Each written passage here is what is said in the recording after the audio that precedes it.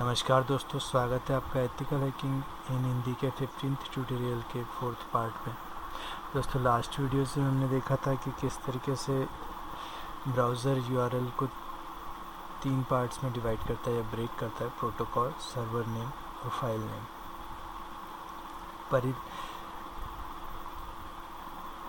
Break किए गए तीनों पार्ट्स को देखने का एक नॉर्मल यूज़र का जो तरीका होता है, एक कॉमन यूज़र का, वो अलग होता है और एक अटैकर उसे एक अलग तरीके से देखता है। तो इन दोनों के बीच में डिफरेंस क्या होता है, इसके लिए हमने कुछ पैरामीटर्स को समझने की कोशिश की थी। जो पैरामीटर्स एक्चुअली यूज़ होते हैं यूआरएल बार में, उन्हें देखने उनके बारे में कुछ डिटेल्स ली थी। जैसे जो पैरामीटर्स यूज़ होते हैं उनमें कुछ अल्फ़ा न्यूमेरिकल सिंबल्स होते हैं, ए से लेकर जेड तक, 0 से 9 तक। कुछ रिजर्व सिंबल्स होते हैं जैसे क्वेश्चन मार्क, @ कॉलन, एम्परसेंड का sign equals to plus sign, और कुछ अदर स्पेशल कैरेक्टर्स होते हैं जैसे ब्रैकेट्स वगैरह, करली ब्रेसेस, इस तरीके के कुछ सिंबल्स होते हैं। तो एक्चुअली इनका यूज़ क्या होता है, एक अटैकर इन्हें किस तरीके से समझता है और एक नॉर्मल यूज़र इन्हें किस तरीके से समझता है, इसके बीच में एक डिफरेंस लेना था। तो हमने ये जाना था कि एक्चुअली ये जो सारे कैरेक्टर्स होते हैं, जो पैरामीटर्स यूज़ होते हैं, इनका एक्चुअल यूज़ क्या होता है। इन्हें जब यूआरएल बार में स्पेस दिया जाता है, यूआरएल बार में जगह दी जाती है, तो यूआरएल बार में एक्चुअली इनकी वैल्यू क्या होती है और क्या दर्शा रहे होते हैं वहाँ रहकर। तो हमने ये जाना था कि question mark actually query string separator होता है। ये क्वेश्चन मार्क जो होता है ये डिवाइड करता है हर एक क्यूरी को। क्वेश्चन मार्क के बाद हर क्यूरी को लिखा हुआ होता है। जो एम्परसेंड का जो साइन होता है वो पैरामीटर या डेलीमीटर कहलाता है, जो वैल्यू और नेम को सेपरेट करता है पैरामीटर क्यूरी स्ट्रिंग के बाद। इक्वल टू के साइन में separate the parameter name from the parameter value. और जब हम इक्वल टू की बात करते हैं, माफ़ कीजिएगा, प्लस की बात करते हैं, ट्रांसलेटेड इनटू स्पेस, ये स्पेस को दर्शाता है। स्पेस जब भी देना होता है तो वहाँ पर प्लस का साइन यूज़ किया जाता है। कॉलन की बात करते हैं तो दो प्रोटोकॉल्स के बीच में डिफरेंस देने के लिए, दो प्रोटोकॉल्स को सेपरेट करने के लिए कॉलन का यूज़ किया जाता है। हैश वैल्यू की बात करते हैं तो हैश वैल्यू एक्चुअली आपने देखा होगा कि hash value actually use to specify an anchor point the web pages. Web page का एक एंकर पॉइंट होता है। परसेंटेज के साइन की बात करते हैं, use an escape character for specifying hexadecimal included character. @ तो आप लोग जानते ही हैं, जब भी मेल का कोई साइन होता है, ईमेल्स वगैरह का, तो उसे पास करने के लिए, उसे दिखाने के लिए @ का लॉगिन क्रेडेंशियल्स वगैरह, जहाँ भी पासवर्ड प्रोटेक्शन वगैरह की बात करते तो वहाँ पे @ का यूज़ किया जाता है। जब भी इस तरह का आप एक साइन देखें तो ये एक्चुअली ये यूज़ करता है, हम यहाँ पर इस साइन की बात करें, ये यूज़ करता है कि होम डायरेक्टरी जो multi user system such as Unix वगैरह, तो जब भी कोई यूनिक्स वगैरह सिस्टम्स होगा तो उसके लिए इस तरीके के साइन का यूज़ किया जाता है। तो इन्हें जो भी साइन अभी हमने देखा, ये अभी शायद आपको काफ़ी कॉम्प्लिकेटेड लग रहे होंगे, पर कुछ एग्जांपल्स के साथ जब हम समझेंगे तो शायद आपको समझ में आए। तो कुछ एग्जांपल्स यहाँ पर लिए गए हैं कि अगर मान लीजिए कुछ इस तरीके का यूआरएल आपको शो करता है, यूआरएल बार में कुछ इस तरीके की वैल्यू आती है, तो आप यहाँ देख सकते हैं सबसे पहले HTTP है, जो हाइपरटेक्स्ट ट्रांसफ़र प्रोटोकॉल है। उसके बाद कॉलन है, तो कॉलन हमेशा दो प्रोटोकॉल्स को सेपरेट करता है। आप यहाँ देख सकते हैं HTML.net, फिर page.php, देन क्वेश्चन मार्क है और आईडी दिया हुआ आईडी है 1254। तो आप यहाँ देख सकते हैं जो क्यूरी स्ट्रिंग है, आपका जो क्वेश्चन मार्क है, दो तरीके वेरिएबल्स को लेकर चल रहा है। एक तो आईडी और उसकी वैल्यू।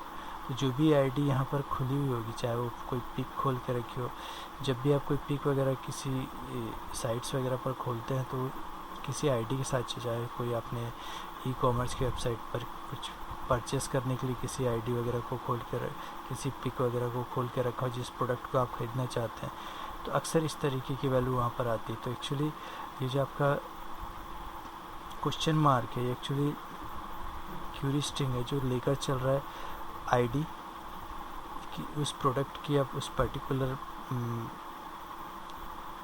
पर्टिकुलर फ़ोटो या पिक की जो आपको आपकी वेबसाइट पर दिखाई दे रही है, और उसकी वैल्यू असाइन की उस पर्टिकुलर प्रोडक्ट की वैल्यू एक असाइन की हुई होगी, वो वैल्यू है। और नीचे भी कुछ इस तरीके का मान लीजिए नेम को लेकर चलते हैं, तो आपके पास यहाँ पर आईडी ना होकर नेम है, नेम को नेम के साथ असाइन किया हुआ है। तो इस तरीके का एक एग्ज़ाम्पल चलता है, एक अटैकर को देखने का एक जो नज़रिया होता है वो। इस लास्ट एग्ज़ाम्पल से शायद आपको और अच्छे से क्लियर हो पाएगा। सपोज़ यहाँ पर आप वेबसाइट ओपन करते हैं www.appletechsecurity.com, आप ऑर्डर के एक टैब पर जाते हैं, कुछ पसंद करते हैं, आप उसे ऑर्डर करने की कोशिश करते हैं, और फिर जिस आइटम को आपने खोला है उस आइटम का पेमेंट करना चाहते हैं, तो आपके पास कुछ इस तरीके का URL आपके सामने आएगा वेबसाइट पर। ये पॉसिबल नहीं है कि किसी ई कॉमर्स वेबसाइट का URL ओपन करके दिखाया जाए, इसलिए वो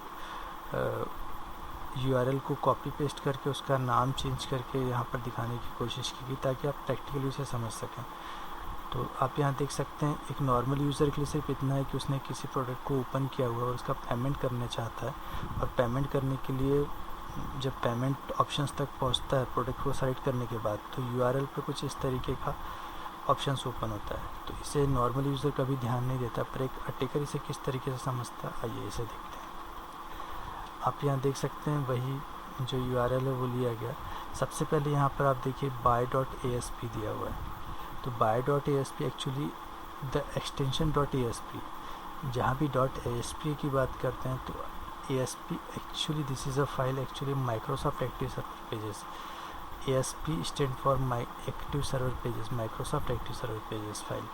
और जब भी Microsoft active server pages file की बात करें, जब कोई फाइल ASP की रन कर रही है तो वहाँ पर जो वेब सर्वर रन कर रहा होगा माइक्रोसॉफ्ट का IIS वेब सर्वर होगा। तो हमें इतना पता चल गया, इतना एक अटैकर ने गैस कर लिया है कि यहाँ पर जो एक्सटेंशन ASP है इससे ये पता चल जाता है कि एक्टिव सर्वर पेजेस यूज़ हो रहे हैं।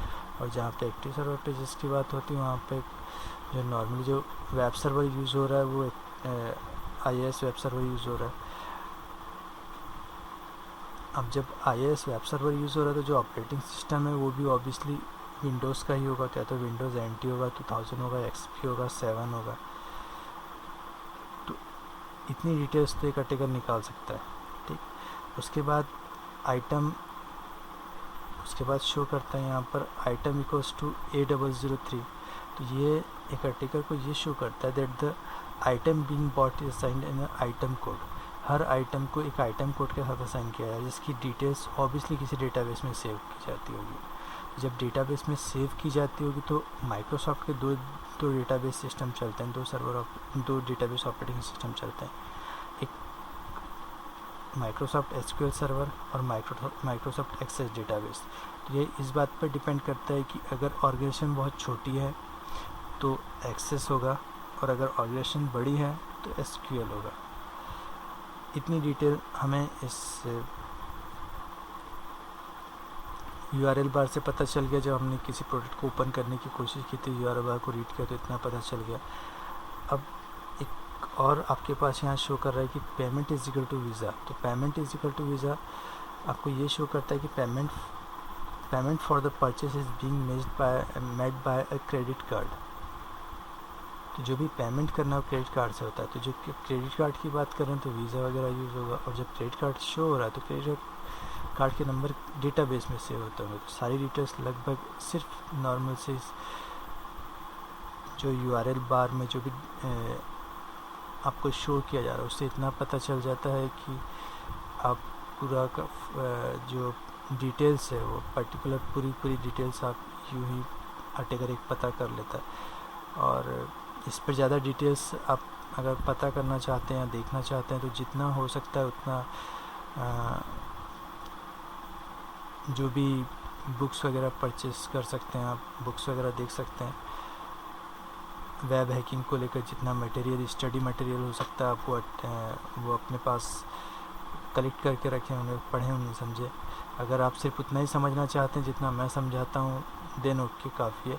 और अगर आप उससे ज़्यादा समझना चाहते हैं तो ऑब्वियसली आपके पास बहुत सारा स्टडी मटेरियल होना चाहिए ताकि आप और ज़्यादा समझ सकें। एक छोटा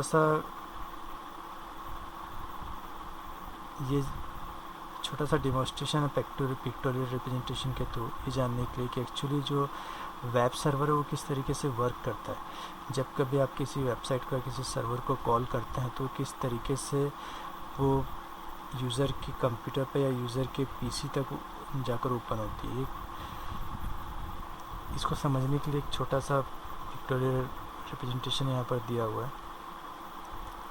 कंप्यूटर एक्चुअली जो भी कंप्यूटर्स वगैरह जो भी है वो कभी भी ह्यूमन रीडेबल फॉर्म को रीड नहीं करते हैं। जो भी रीड होता है वो बाइनरी कोड में होता है। और कंप्यूटर कभी भी, जब कभी मान लीजिए अगर आप गूगल ओपन करना चाहते हैं तो आपका जो कंप्यूटर गूगल को अंडरस्टैंड नहीं करता है। जो कुछ भी होता है वो सब IP एड्रेसेस के थ्रू होता है।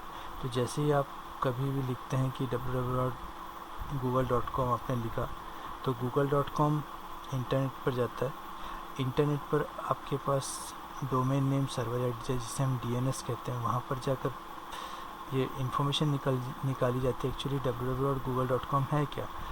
तो फिर ये शो करता है कि ये जो google.com है एक्चुअली ये है 88.88.88.88। उसके बाद ये जो DNS या डोमेन नेम सर्वर है ये इसे इस IP एड्रेस पर भेजता है, मतलब गूगल के सर्वर पर भेजता है। और फिर गूगल को ये पता चलता है कि इस IP एड्रेस से इसके पास रिक्वेस्ट आई थी, तो ये यहाँ पर जाकर ओपन होता है। सिंपल शॉर्ट ये है कि जब भी आप किसी वेबसाइट की रिक्वेस्ट करते हैं तो आप वेबसाइट को उसके नाम से डालते हैं, पर इंटरनेट पर कंप्यूटर्स उनके नाम्स को बिल्कुल भी अंडरस्टैंड नहीं करते हैं। तो वो सारी रिक्वेस्ट पहुंचती है डोमेन नेम सर्वर के पास। डोमेन नेम सर्वर से पूछा जाता है कि जो भी आपने वेबसाइट कॉल की थी, गूगल हो, फेसबुक या कोई भी हो, वो एक्चुअली है क्या। फिर उसका IP एड्रेस बताया जाता है कि एक्चुअली जो भी वेबसाइट आपने बताई थी वो वेबसाइट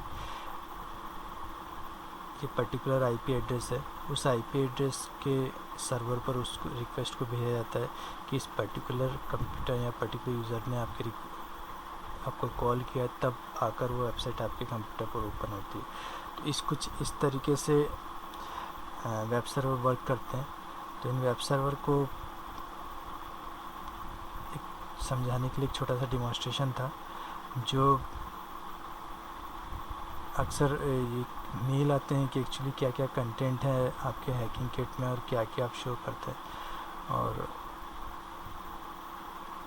मैंने काफ़ी बार बताने की कोशिश की कि एक्चुअली जो भी यूज़र्स डिस्टेंस लर्निंग के थ्रू सीखना चाहते हैं तो डिस्टेंस लर्निंग में जितना भी मटेरियल होना चाहिए, एक मॉड्यूल जो होता है उस मॉड्यूल में फुटप्रिंटिंग से लेकर कंडीशन टेस्टिंग तक सारे के सारे टूल्स, सारा स्टडी मटेरियल जो भी आपको चाहिए होता है, चाहे आप वेब हैकिंग की बात करें या फुटप्रिंटिंग की बात करें, स्कैनिंग की बात करें, सारा कंप्लीट स्टडी मटेरियल है। उसके बाद आप किसी भी एग्ज़ाम्स में अपेयर हो सकते हैं। एथिकल हैकिंग या हैकिंग से रिलेटेड जितने भी एग्ज़ाम्स होते हैं, साइबर सिक्योरिटी से रिलेटेड जितने भी एग्ज़ाम्स होते हैं, किसी भी एग्ज़ाम्स में अपेयर होते हैं, कंप्लीट स्टडी मटेरियल के साथ, कंप्लीट टूल्स के साथ, कंप्लीट लैब इन्वायरमेंट, जितने भी आपके ऑपरेटिंग सिस्टम्स होते हैं उन सब के साथ एक कंप्लीट पैकेज है हैकिंग किट। तो जिन यूज़र्स ने डिस्टेंस लर्निंग की ऑर्डर की थी उनके पास पहुंच चुकी होगी, और जिन्होंने अभी ऑर्डर किया था उनके पास पहुंचने वाली होगी। जो यूज़र्स ऑर्डर करना चाहते हैं वो milind@gmail.com पर मेल कर सकते हैं। दोस्तों आज के लिए बस इतना ही। नेक्स्ट वीडियो में फिर मिलते हैं, तब तक देखते रहिए और सीखते रहिए एथिकल हैकिंग इन हिंदी।